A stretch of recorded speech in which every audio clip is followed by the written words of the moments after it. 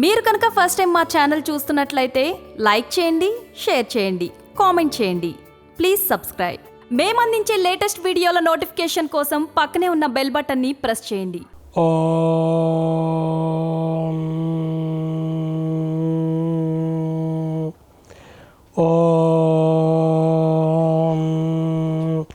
ఓం నమో బ్రహ్మాదిభ్యో బ్రహ్మ విద్యా సంప్రదాయ కర్తృభ్యో వంశ ఋషిభ్యో మహద్భ్యో నమో గురుభ్యః. ఓం మంగళం గురుదేవాయ మహనీయ గుణాత్మనే సర్వలోక శరణ్యాయ సాధురూపాయ మంగళం. ఓం భూర్భువస్వః తత్సవితుర్వరేణ్యం భర్గో దేవస్య ధీమహి ధియో యో న ప్రచోదయాత్. హరి ఓం. ఓం త్ర్యంబకం యజామహే సుగంధిం పుష్టివర్ధనం ఉర్వారుకమివ బంధనాన్ మృత్యోర్ముక్షీయమామృతాత్. ఓం శ్రీ గురుభ్యో నమః. ఓం గం గణపతయే నమః. ఓం గం గణపతయే నమః. ఓం గం గణపతయే నమః. ఓం లోకా సమస్తా సుఖినో భవంతు, సమస్త సన్మంగళాని సంతు. సాథియో, ప్రియాత్మ బంధువులారా, అలాంటి కర్మలు చేసి ఏ లోకాల ప్రయాణం సాగిస్తాడు. ఈశ్వరుడు తన మాయచే సమస్త కర్మలకు సాక్షిని అంటూనే మాయకు అతీతుడై ప్రభువు ఎలాగ క్రీడిస్తాడు మొదలైన అనేక ప్రశ్నలకు శ్రీ శుకుడు ఇలా చెప్పనారంభించినాడు. ఓ రాజా, బ్రహ్మ నారదునకు తెలిసింది భాగవత మహాపురాణం యొక్క సంక్షిప్త రూపము. ఆ పురాణము వేదముతో సమానము. దాన్ని పూర్వము బ్రహ్మ కల్పములో పరమేశ్వరుడే బ్రహ్మకు ఉపదేశించినాడు. అది నీకు వినిపిస్తాను. జ్ఞాన స్వరూపుడైన జీవునకు శరీరంతో సంబంధం ఏ రకంగా కలిసింది అని నీవు అడిగినావు కదా.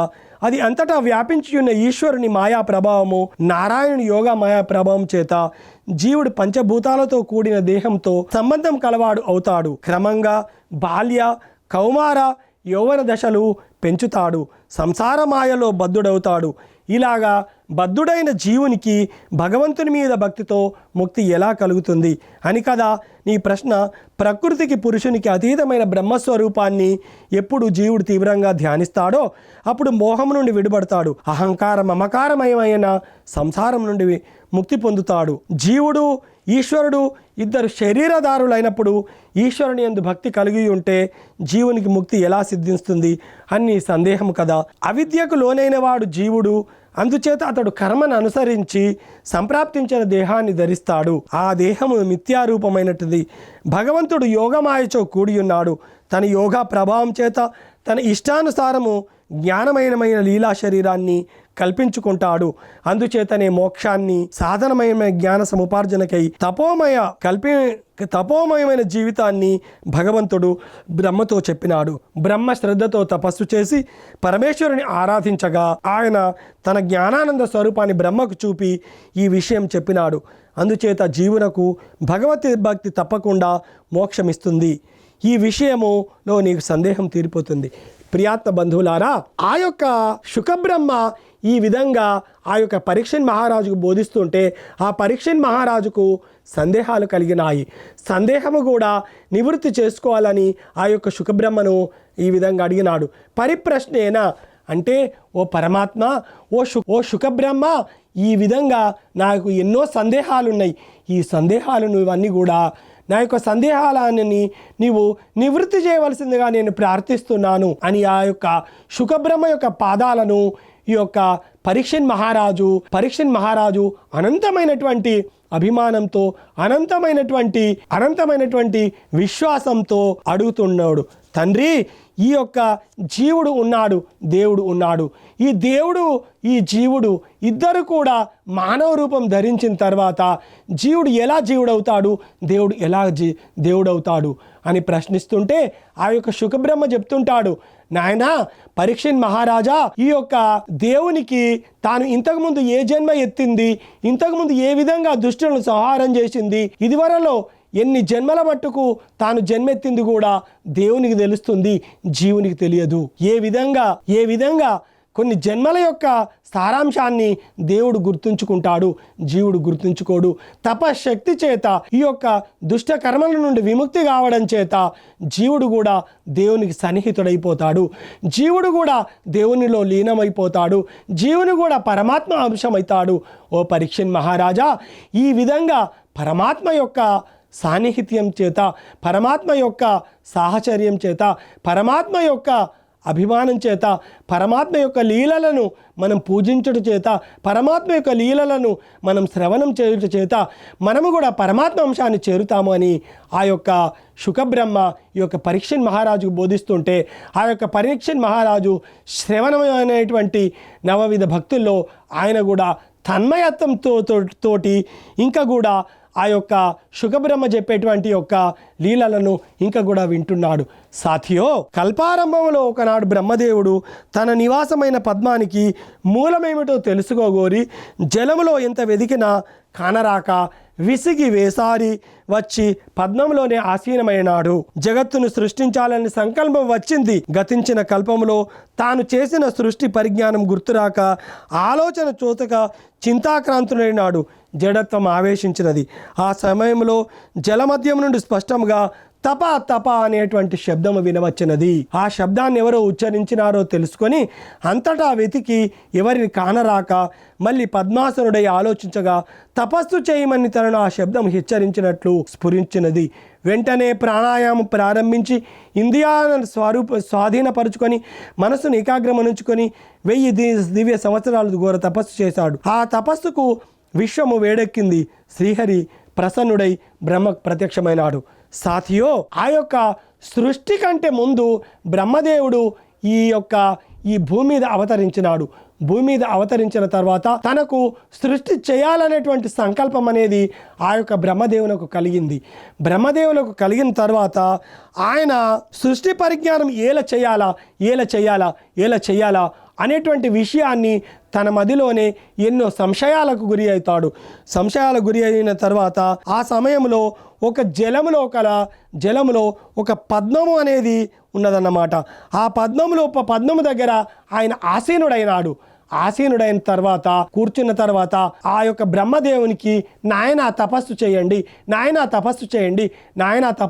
అనేటి ఒక శబ్దము తనంతట తానే వచ్చినది. ప్రియాత్మ బంధువులారా, అష్టాంగ యోగం లోపల ప్రాణాయామం కూడా చాలా ముఖ్యమైనది. యమ, నియమ, ఆసన, ప్రాణాయామ, ప్రత్యాహార, ధారణ, యోగ, సమాధి, ఈ విధంగా అష్టాంగ యోగం లోపల 8 విధమైనటువంటి సాధనలను మనకు పరమాత్ముడు మనకు ఉపదేశించినాడన్నమాట. ఇందులోపల సులభమైనటువంటి ఏంటిది అని అంటే ధారణ, ధ్యాన, సమాధి. ఈ విధంగా మనం సమాధి లోపలనే గనక ఉండి ఈ దేహం నేను కాదు, ఈ మనసు నేను కాదు, ఈ బుద్ధి నేను కాదు, ఈ చిత్తం నేను కాదు, ఈ అహంకారం నేను కాదు, ఈ శరీరంతో, ఈ ఇంద్రియాలతో, ఈ మనస్సుతో జరిగేటువంటి ఎలాంటి క్రియ కూడా నేను కాదు, నేనే ఒక పరమాత్మ స్వరూపాన్ని, శివాన్ని నేను, శివోహం అని అనంతమైనటువంటి సాధనతో ఏ యొక్క నరుడైతే ఈ విధంగా సాధన చేస్తుంటాడో ఆ యొక్క సాధకుడు నిస్సంశయంగా పరమాత్మనే చేరుతాడు, నిస్సంశయంగా ఆయన పరమాత్మనే చేరుతాడు అని ఈ విధంగా ఆ యొక్క శుకబ్రహ్మ ఈ విధంగా ఆ యొక్క పరీక్షిత్ మహారాజుకు బోధిస్తున్నాడన్నమాట. పరీక్షిత్ మహారాజుకు ఏ విధంగా అయితే బోధిస్తున్నాడో అదే విధాన్ని బ్రహ్మ నారదునికి చెప్తుండని చెప్పి ఆ యొక్క పరీక్షిత్ మహారాజుకు ఆ యొక్క శుకబ్రహ్మ బోధిస్తుండన్నమాట. వెంటనే 1000 సంవత్సరాలు తపస్సు చేసిన తర్వాత ఆ తపస్సుకు విశ్వం అనేది వేడెక్కిపోయింది. సాథియో, ఈ విధంగా మనం అనంతమైనటువంటి సాధన చేయడం వల్ల మనం ఉండేటువంటి ఒక గృహము కావచ్చు, మనం ఉండేటువంటి ఒక పురము కావచ్చు, మనం ఉండేటువంటి ఒక దేశము కావచ్చు, మనం ఉండేటువంటి యొక్క ప్రతీది కూడా కావచ్చు, ఈ యొక్క తపస్సాధన చేత, ఈ యొక్క తపశ్శక్తి చేత అవన్నీ కూడా అనంతమైనటువంటి పవిత్రమైపోతాయి. ఇందులో ఎలాంటి సంశయం లేదు. అప్పుడు ఆ రోజుల లోపల 1000 సంవత్సరాలు తపస్సు చేసిన, కొన్ని వేల సంవత్సరాలు తపస్సు చేసిన ఆ యొక్క పరమాత్మ యొక్క దర్శనము జరగకపోయేది. కానీ ఈ కలియుగం లోపల కొద్ది రోజులు మాత్రమే తపస్సు చేయడం వల్ల, కొద్ది రోజులు సాధన చేయడం వల్ల ఆ యొక్క పరమాత్మ దివ్యశక్తి మనకు కలుగుతుంది. ఇందులో ఎలాంటి సంశయం లేదు. బ్రహ్మకు అప్పుడు బ్రహ్మదేవునికి వైకుంఠ దర్శనం కలిగింది, ఆ యొక్క పరమాత్మ యొక్క దర్శనము కలిగింది.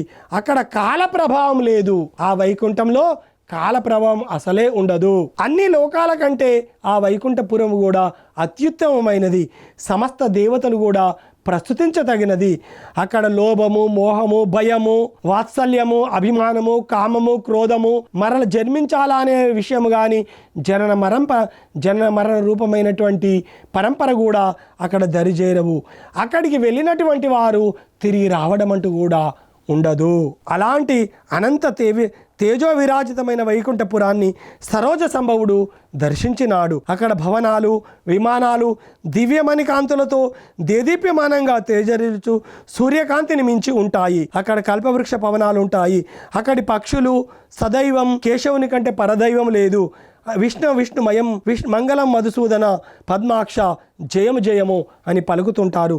తుమ్మెదలు వషట్ స్వదా లాంటి వైదిక శబ్దాలతో జంకారం చేస్తాయి.